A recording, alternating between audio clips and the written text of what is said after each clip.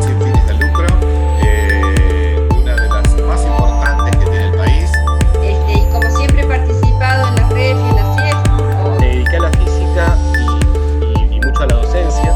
Tengo más de 35 años en la docencia de la física.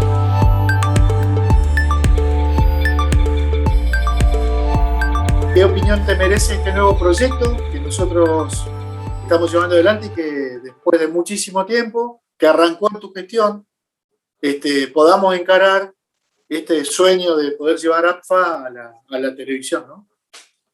Bueno, me parece bárbaro, me parece perfecto. Es verdad lo que decís. Empezamos con gestiones anteriores. Siempre estuvo en el ideario, por decirlo de alguna forma, de APFA, de poder hacer este tipo de transmisión, de poder llegar a la gente de este modo. Y realmente me pone muy contento que sea una continuidad, digamos, lo que se empezó con otra gestión, lo cual eso indica de algún modo que la gente de APFA va toda en un mismo sentido. Eso está muy bueno. Así que bueno, me parece fantástico porque es una manera de comunicarse, no digo diferente, pero hoy en día la forma de comunicación tiene diferentes facetas, es un abanico de la forma de hacerlo. Pero bueno, esto a través de la pantalla hace que la cosa tome otra forma, otro color, así que bueno, no, muy contento por eso. Bueno, te pregunto, Juan, ¿qué significa para vos APFA, pero fundamentalmente, qué representa socialmente APFA? Bueno, qué pregunta que me estás haciendo, hablamos de lo que significa APFA para mí. Podría decir desde los comienzos de APFA, ya por el año 78, si mal no recuerdo, digamos, en la cual, digamos, hubo esta gente grosa que conformó y fundó APFA. Estoy hablando del doctor Maistegui, estoy hablando de Leonor Cuzmani, estoy hablando de Miguel desde San Luis, bueno, en fin, donde lo primero se hizo en San Luis. Comenzó esto en una época en la cual la didáctica y la investigación en enseñanza de la física estaban en sus comienzos y que toda esta gente grosa que nosotros tuvimos vio ahí una manera en la cual poder acercarse al docente de física y poder llevarle que pueda, digamos, capacitarse y poder llevar al aula las innovaciones didácticas y pedagógicas que se estaban haciendo en ese momento y que esto continuó, bueno, hasta el día de hoy. APFA es dentro de las asociaciones sin fines de lucro, una de las más importantes que tiene el país, una de las más importantes en las cuales miembros de nuestra comunidad han aconsejado en los distintos ministerios de educación también, y lleva adelante toda esta tarea, ¿no? Toda esta tarea de cómo mejorar la enseñanza de la física. ¿Qué aportes se hicieron en tu gestión? Pero la pregunta empezaría así. ¿Qué sentiste cuando surgió el desafío de ser presidente de APFA? ¿Y qué pensaste cuando terminaste la gestión y dijiste, bueno, misión cumplida, hicimos la mitad de lo que pensábamos, avanzamos? Bueno, muchas cosas. Primero, una de las primeras cuestiones era ver de qué manera uno podía contribuir a que los profesores de física de los distintos lugares del país se interesen más por la asociación, en el sentido de que, porque nosotros siempre tuvimos un requerimiento durante todos los periodos, y era que el socio pagaba una cuota y decía, pero yo qué recibo a cambio, ¿no? Y entonces en ese qué recibo a cambio, nosotros vimos que justamente más que qué recibo a cambio, nuestra respuesta fue ¿qué puedo dar yo por la asociación para ello? Y entonces trabajamos mucho en ese sentido a tal punto que aumentamos la cantidad de socios de una manera bastante grande respecto de lo que se venía haciendo, que tenía que ver nada más con atravesamientos que teníamos institucionales en el país y que de pronto por ahí no había o no encontrábamos la forma de cómo motivarlos para que se asocien. Bueno, esa fue una de las cuestiones. La otra de las cuestiones es justamente el fortalecimiento de los 3 proyectos más grandes que tiene la asociación, que son la revista, que es la REF y CIEF. Entonces, en ese sentido, también empezamos a ver, digamos, de qué modo podía llegar a hacerse estas reuniones, tanto REF como CIEF, en lugares del país en los que nunca se habían realizado. Y en ese sentido hemos trabajado con las diferentes secretarías de los diferentes lugares. Y bueno, hicimos CIEF en Rafaela, que era una de las secretarías más importantes que teníamos en la provincia de Santa Fe, que después también con el tiempo de algún modo había dejado de tener socios o pocos socios, pero bueno, se volvió a abrir la secretaría y logramos que se hiciese CIEF ahí, realmente un trabajo enorme y excelente. La REF en Concordia, ese fue otro desafío también. Entre Ríos, yo recuerdo desde el año 2012 que asistí a CIEF en el sur, en Esquel, precisamente, y justamente la gente de Entre Ríos en ese momento se me había acercado y me había pedido cuándo ellos podían llegar a hacer alguna reunión de este tipo, y bueno, que yo en ese momento les dije, bueno, cuando quieran, hay que proponerlo y vamos a trabajar. Bueno, y se dio como se podría haber dado antes o después, justo en la gestión nuestra, y bueno, y llevamos adelante la REF de Concordia. Por otro lado, bueno, también un sueño desde el año 93, que no se hacía la REF en Rosario, y entonces reeditamos una nueva REF en Rosario, donde justamente tuvimos una participación de más de 600 personas, cosa que hacía tiempo que no se lograba una convocatoria tan enorme. Y por otro lado, otro de los desafíos era cómo incorporar a los profesores. Cuando digo a los profesores, me estoy refiriendo a los profesores de nivel medio. Y para poder incorporar y entusiasmar a los profesores de nivel medio, es que armamos dentro de la REF justamente un espacio para que ellos pudieran enviar trabajos, para que ellos pudieran tener una parte dentro de lo que es la revista, porque generalmente siempre estaba asociada a la investigación en didáctica de la física, pero llevada a cabo por grupos de investigación de las diferentes facultades, y en este caso era la invitación a que las propias experiencias de aula los profesores las pudieran plasmar y las pudiéramos discutir y las pudiéramos compartir con todas las demás. Creo que, bueno, hicimos un tránsito por APFA que nos dejó muchísimas emociones, lo hicimos con muchas ganas y bueno, de la forma que cada una de las gestiones y de los socios siempre lo ha aportado desde su lugar. ¿Te quedó algo, Juan? El tema de trabajo en redes, las redes sociales. Claro, y el tema de trabajo en redes sociales, es verdad. El tema de trabajo en redes sociales es otra de las cuestiones, digamos, que se hizo un trabajo de inicio con eso, pero que bueno, está creciendo y justamente, bueno, y este proyecto que está llevando a cabo tu grupo, digamos, es uno de ellos que también importante, que también nos había quedado ahí, no digo colgado, pero bueno, había que darle de algún modo, en algún momento, y por suerte, digamos, no solo suerte, sino conversando y la gestión de Ignacio la está llevando adelante. Incluso, ¿te acordás que logramos hacer el primer video institucional de...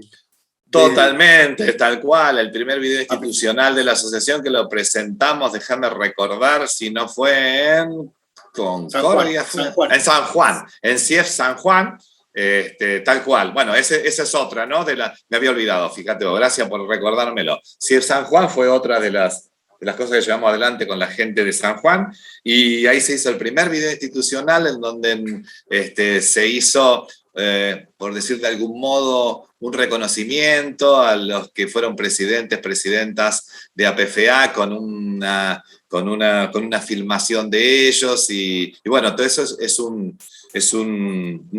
video, un recuerdo que seguramente está por ahí, que bueno, y poder además contar en este caso con el grupo tuyo que estuvo trabajando en esto y que justamente hizo las filmaciones, viajó a Tucumán, vino a Rosario, faltó viajar a Bariloche, pero bueno, desde allá Carola también nos envió lo suyo. Bueno, en fin, digamos, la verdad que un trabajo enorme, un buen trabajo, un excelente trabajo, y bueno, y seguimos avanzando en esto.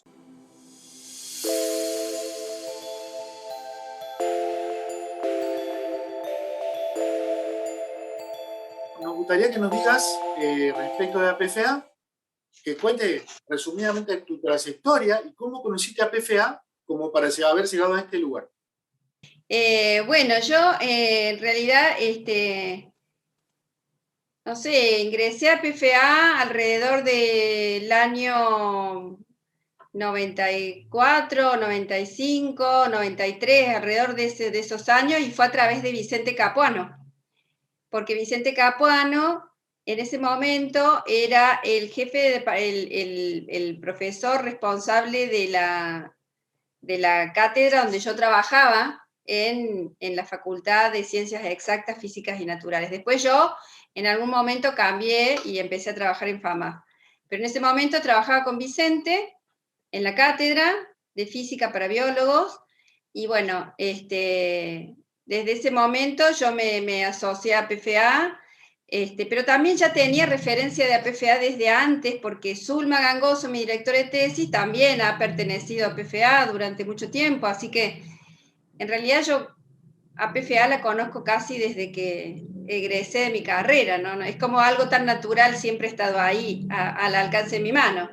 Y como siempre he participado en las REF y en las CIEF, o siempre digo, desde hace por lo menos 25 años, ¿no? Participo regularmente de CIEF y de REF. Bueno, formo parte de APFA hace ya muchos años, pero de una manera quizás mucho más comprometida desde que soy la responsable de este proyecto revista, ¿no? Que fue desde el año 2014. Vos viviste al lado del semillero que significaba el profesor Maistegui y un grupo de gente como Vicente, ¿no? Lo viviste en vivo a eso. Lo viví en primera persona eso, porque cuando yo empecé mi carrera de doctorado, por allá por el año 96, creo, ¿sí? Bueno, el profesor Maistegui era profesor de la FAMAF, así que lo tenía en la oficina del lado yo. Me acuerdo que una de las reuniones, una de las CAEF se hizo en Córdoba en el año 97, y él era en ese momento miembro del consejo de las conferencias CAEF, y me llamó y yo participé en la organización de ese evento, siendo una persona que recién se iniciaba en el área. Así que para mí fue un gran gusto haber compartido con él tantos momentos. Con él y también con Vicente Capuano, que también es una persona muy representativa de la Asociación de Profesores de Física. Con los dos he tenido mucho contacto siempre, desde hace mucho tiempo. Contanos qué significó para vos haber tomado la revista. Digo vos, pero son un grupo de gente. Nosotros, sí. Vos sos, digamos, por ahí la cara visible. Está claro que hay mucha gente. Lo que queremos es que nos cuentes cómo se trabaja, quién es esa gente y de qué manera trabajan. Bueno, para mí fue un desafío sumamente importante cuando a mí me propusieron o se abrió la posibilidad de que yo pudiera dirigir este proyecto. La verdad es que fue un desafío tremendo. Siempre estuve acompañada en esa empresa y en esa aventura, y eso me hizo sentirme mucho más segura de tomar el proyecto. mucha suerte por un lado, porque la universidad nos apoyó, la Universidad Nacional de Córdoba nos apoyó mucho en las cuestiones técnicas, ¿no?, relativas a la revista, y eso fue muy importante. Y en segundo lugar, porque fuimos armando progresivamente, no fue de un día para el otro, pero fuimos armando progresivamente un grupo que actualmente trabaja muy bien y trabaja mucho. Y en ese sentido, vos me preguntabas un poco sobre cómo era el proceso. Actualmente, bueno, ya hace mucho tiempo, la revista está instalada en los servidores de la Universidad Nacional de Córdoba y en una plataforma que se llama OJS, que es como una plataforma óptima para hacer, para trabajar con revistas, ¿no? Entonces los trabajos nos llegan mediante el sistema, y actualmente estamos trabajando con 6 editores, ¿no?, que son las personas que reciben los trabajos, leen el trabajo, y ya te voy a contar bien qué hacen. Pero quiero nombrarlos porque esos editores son valiosísimos para nosotros. Bueno, además de Enrique y yo, que estamos hace muchos años, está Cecilia Pocoví, está Consuelo Escudero, está Alejandra Domínguez, está Graciela de Tandil, Chelita, que ya se me va ya me voy a acordar de no hay problema. Santos, Chelita Santos, y Verónica Guridi, de Brasil, que es argentina, que ahora vive en Brasil, también ha pasado a formar parte del equipo editor. Cuando los trabajos llegan, que son muchos los trabajos que recibimos durante todo el año para los números regulares, nos vamos alternando, cada uno de los editores se va alternando cada vez un trabajo y así sucesivamente, la lista se repite. Esos trabajos los editores primero los leen, se fijan si si encajan en el perfil de la revista, en primer lugar. En segundo lugar, si encajan en alguna de las secciones de la revista, que ya te voy a contar cuáles son esas secciones. Si encajan en alguna de las secciones de la revista, si está en el formato adecuado, si tiene la longitud adecuada, es decir, no hace una evaluación académica de lo que está escrito, pero sí hace una evaluación relativamente académica en relación al ajuste del artículo con la revista. Si pasa esa instancia, que muchas veces los mismos editores son los que aconsejan a los autores a cambiar de sección el artículo, por ejemplo, porque un autor lo manda a una sección, pero nosotros creemos que es más conveniente que esté en otra, y para que esté en otra les pedimos que hagan ciertos cambios, así que hay un trabajo editorial ahí importante al principio, hasta que el trabajo se encaja con la revista, es un trabajo que encaja con la revista y que encaje en alguna de las secciones de la revista. A partir de ahí ese editor se contacta con dos evaluadores que están fuera de la revista y que se les encarga, digamos, la evaluación del contenido académico de la revista. Nosotros tenemos una grilla orientadora para hacer esa evaluación, y entonces, bueno, enviamos los artículos a 2 referís, cuando les damos un tiempo razonable para que hagan el trabajo, y cuando devuelven su veredicto, su parecer, entonces, bueno, si los dos concuerdan en que el trabajo está para ser publicado con algunos cambios, entonces se comunica uno con el autor y se le hacen hacer los cambios correspondientes, el trabajo se publica. Si hay disidencia entre estos dos evaluadores, se convoca un tercer evaluador, que, digamos,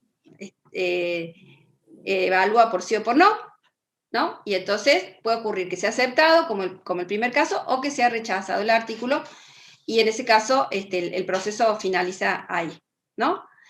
Después de eso hay correcciones a nivel de formato, que las hace una persona que la pagamos, la paga APFA, y que nosotros desde la Universidad de Córdoba también colaboramos con algunos subsidios para pagar.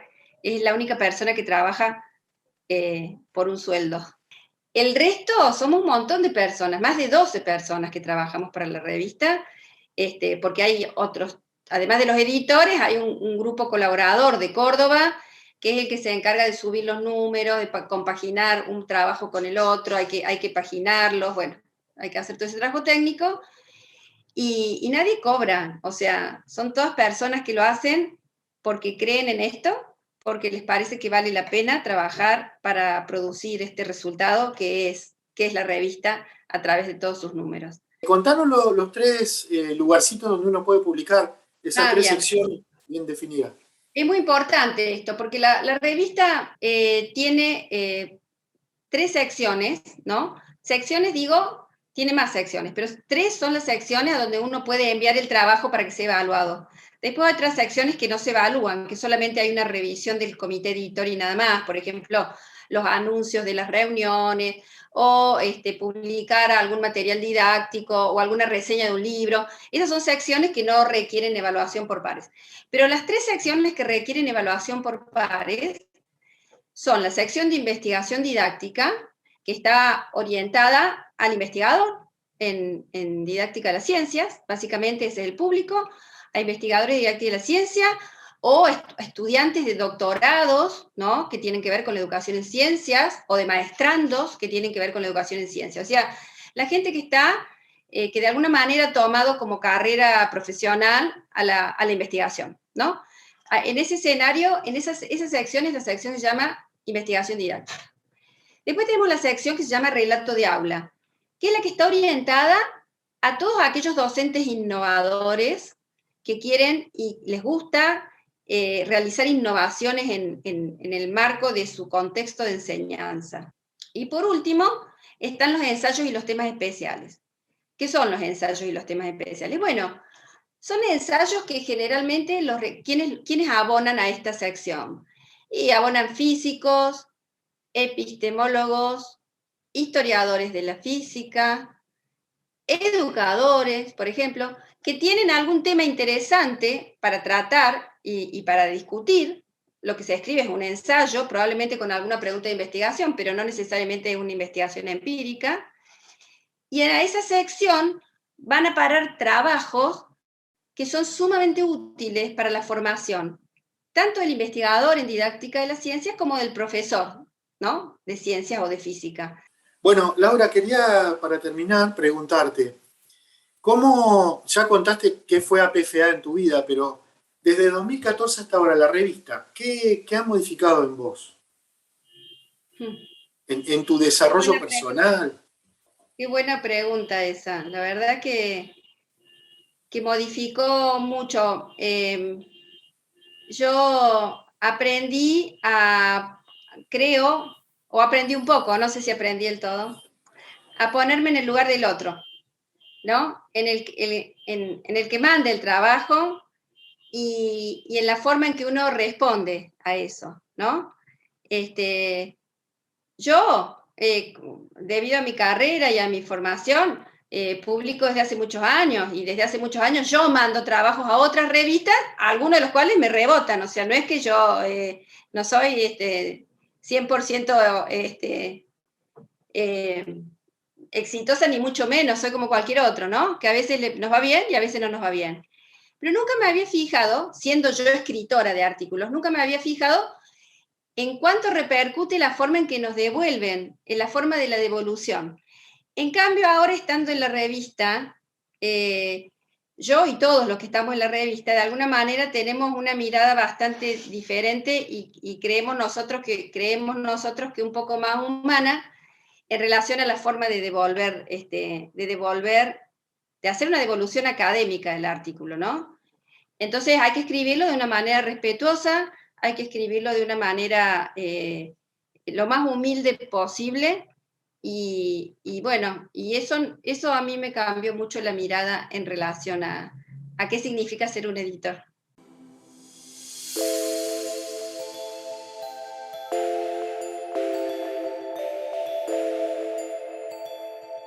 Contanos un poco tu trayectoria. Vos imaginate que este programa lo ve la gente de Argentina, bueno, y de algunos otros países, pero nos interesa que vos cuentes quién sos, cómo llegaste a este lugar, cuál es tu recorrido, para que te conozcamos. Un gusto estar acá contigo. Yo me formé primero en electrónica y después en física. O sea, desde niño ya me gustaba mucho la electrónica, porque, bueno, era muy tecnófilo desde muy pequeño, y junto con eso leía también artículos de investigación sobre física de partículas, por ejemplo. Tenía esos dos mundos, ¿no? La electrónica por el lado más práctico, y las computadoras aquellas computadoras de la década de los 80 con las que hicimos nuestros primeros proyectos, y al mismo tiempo me fascinaba la física más teórica, y leía muchos artículos de investigación en ciencia y demás. Y bueno, esos dos mundos fueron confluyendo un poco, fueron juntándose, y te diría que el primer contacto fue a través de los clubes de ciencia. Desarrollamos con aquellas viejas computadoras que venían de Brasil, que eran las TK90, que eran clones de las ZX Spectrum, algunos de nuestra generación recordarán. Armamos nuestro primer proyecto, que era justamente algo que combinaba la electrónica con la ciencia. Era una estación meteorológica, y era un proyecto que hoy se podría hacer con una placa Arduino, ¿no? Que hoy son tan comunes, ¿no? Con sensores. Bueno, en aquel momento nuestro Arduino era la placa de la TK90, que estaba basada en un microprocesador de los años 70, el Zilog Z80. Y así nos fuimos metiendo en el mundo de la tecnología y al mismo tiempo de la ciencia. Entonces después me dediqué a la física y mucho a la docencia. Tengo más de 35 años en la docencia de la física. Y cuando surgieron estos temas de los teléfonos, yo era bastante escéptico, digamos, nunca me gustaron mucho los teléfonos en sí. Los teléfonos móviles me refiero, ¿no? Aquellos viejos teléfonos. Yo no me interesaba, no era una cosa que me interesara demasiado estar conectado con un teléfono.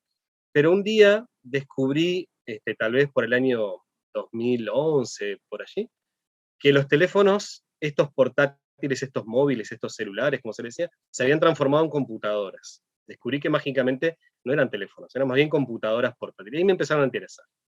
Pero además descubrí, una vez que tuve uno de estos teléfonos, descubrí que tenían sensores adentro.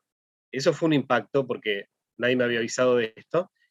La posibilidad de tener en el teléfono que todos tenemos, no solo nosotros, sino nuestros estudiantes fundamentalmente, ¿no? La posibilidad de tener estas computadoras con sensores nos abrió la posibilidad a una cantidad infinita de experiencias y del contacto del estudiante con la ciencia que hasta ese momento no lo ofrecía ninguna otra tecnología. Siendo por el lado de los smart, ¿cuáles son tus aplicaciones de hoy favoritas con las que más has podido trabajar, que has visto que tienen buen resultado, que son más accesibles? Firefox, en primer lugar, tal vez es la aplicación más completa y mejor desarrollada hasta el momento, porque permite acceder a los sensores de forma cruda, digamos, pero además incluye experimentos ya desarrollados que facilitan mucho el trabajo con los sensores del smartphone, y además de eso, como si fuera poco, permite programar nuevos experimentos. Es decir, Firefox incluye la posibilidad de diseñar tu propio experimento. Es decir, bueno, quiero hacer medidas con estos 3 sensores de esta forma y quiero verlos todos juntos en esta gráfica, o ver las gráficas separadas, o exportar estos datos para después trabajarlos en la computadora. Entonces Firefox diría que es, hoy por hoy, tal vez una de las más completas y más simples de utilizar. Otra sería Physics Toolbox, que es muy sencilla, pero incluye herramientas que otras aplicaciones no tienen. Por ejemplo, Physics Toolbox te permite generar, utilizar la pantalla como un generador de colores, que otras aplicaciones no tienen. Es decir, eso no es un uso directo de los sensores, pero sí es un uso del teléfono, del que podemos sacar partido para trabajar con el color, por ejemplo. O un generador de tonos, generador de sonidos, de la frecuencia que uno quiera. Es decir, sustituir, no sé si es la palabra, pero sí utilizar el teléfono como aquellos viejos generadores de señales que tenemos desde siempre en los laboratorios de física. Bueno, hoy en el teléfono tenemos un generador de señales donde podemos elegir si queremos una señal sinusoidal, cuadrada, triangular y de la frecuencia que uno quiera, ¿no? Entonces Physics Toolbox es bastante completa también y muy... Alguna más, tipo Spectroid o alguna similar, que son realmente muy buenas, esas en particular, como Spectrum Analyzer o Spectroid, cuando se trata de hacer acústica, cuando queremos medir el espectro de sonido para prácticas que involucran sonido, son, diría que, un poquito mejores en ese en ese punto específico tiene mejores prestaciones que las otras dos que mencioné. ¿Crees que puede reemplazar estos pequeños aparatitos? ¿Puede ya reemplazar algún equipamiento de laboratorio de los que había antes? Al menos en cierto espectro de prácticas de laboratorio, sin duda. Sin duda que sí, porque justamente los trabajos que hemos hecho en esta última década muestran que las medidas que se pueden hacer con los sensores de diferentes modelos, esto es transversal a todas las marcas de teléfonos, el grado de precisión que tienen los sensores es más que suficiente para hacer medidas como las que uno podría realizar con cualquier interfaz comercial. De hecho, en un artículo específico que publicamos hace prácticamente 2 años, mostramos medidas de un péndulo físico en las que se mide la frecuencia de oscilación cambiando el eje de oscilación del péndulo físico. O sea, el péndulo físico es el mismo, es una barra básicamente, y lo único que hacemos es cambiar el punto, el eje con respecto al cual oscila el péndulo. ¿Qué ocurre? El cambio en el periodo de oscilación es muy pequeño en ese péndulo, al cambiar la posición del eje, y se necesita equipamiento muy preciso para medir con suficiencia ese cambio de periodo. Lo que hicimos justamente fue hacer 3 medidas distintas, una utilizando una interfaz tradicional con una barrera óptica, como lo haríamos en un laboratorio tradicional. Otra fue utilizando Firefox, el propio acelerómetro, es decir, el acelerómetro del teléfono, y obteniendo la frecuencia de oscilación, bueno, el periodo de oscilación, a partir de las medidas de aceleración del acelerómetro. Y otra fue usando Androsensor, que es otra aplicación que no mencioné porque es más antigua. Nosotros todavía la usamos mucho porque tiene una ventaja en particular, que es que permite hacer medidas en segundo plano, es decir, permite hacer medidas mientras uno utiliza el teléfono para otras cosas. Pero bueno, más allá de eso, esta Androsensor toma medidas en crudo de forma muy eficiente y luego analizamos las medidas de aceleración en la computadora. O sea, lo que hicimos fue obtener el periodo de oscilación del péndulo para diferentes posiciones del eje. Hicimos todo un análisis de datos bastante complejo, pero simplemente para mostrar que las 3 medidas, las 3 técnicas de medida, dieron el mismo grado de precisión. Exactamente, ¿no? Entonces, esto muestra que sí, que con los sensores del teléfono uno puede hacer medidas que son igual de confiables que con las interfaces profesionales. Hay cosas que no se pueden hacer y que sí puede hacer de repente un equipamiento profesional de laboratorio, algunas cosas particulares, por supuesto, como por ejemplo, en los teléfonos no contamos con un sensor de posición como puede ser un sensor ultrasónico, ¿no? Es decir, en el laboratorio de física es muy común hacer medidas por ultrasonido, ¿no? Tener un sensor que simplemente emite pulsos de ultrasonido, como un sonar, y mide la posición, ¿no? Es un sensor de movimiento que es muy, muy común, ¿no? Conocemos muy bien quienes hacemos física en el laboratorio. Esto se puede hacer con Arduino, si no contamos con interfaces de estas comerciales. Hoy en día con Arduino es muy fácil hacerlo, que también tiene su propio sensor ultrasónico de posición, pero los teléfonos no tienen sensores de sonido ultrasónicos. Te quería preguntar, bueno, si ahora sí por último, tu opinión de APFA. Vos has tenido un acercamiento muy grande en este último tiempo con la Asociación de Profesores de Física de la Argentina, inclusive desde la Asociación Uruguaya, ¿no? Queremos que nos cuentes cómo ves APFA desde allá, desde el otro. Bueno, he tenido el gusto de participar en varios de los encuentros de APFA y lo que veo es que es una asociación muy grande en primer lugar, porque claro, a la escala de Uruguay para nosotros realmente es otro mundo, y eso es lo interesante que tiene, ¿no? Creo que es una asociación que nuclea a muchos profesores, con muchos intereses, donde se plantean temas de física muy diversos, y siempre hay sesiones, conferencias interesantes, es muy enriquecedor participar como oyente de los encuentros de APFA, Y por supuesto, bueno, tener la posibilidad también de presentar trabajos como hemos hecho en los últimos años, ¿no? Creo que es un espacio muy lindo de colaboración y que nos aporta mucho. Me parece que sería interesante tener todavía más conexión entre Uruguay y Argentina, porque si bien los profesores de Uruguay siempre son invitados a participar, creo que son poquitos y estaría bueno que más profesores de acá de Uruguay participaran, porque me parece que es una instancia muy enriquecedora. Entonces.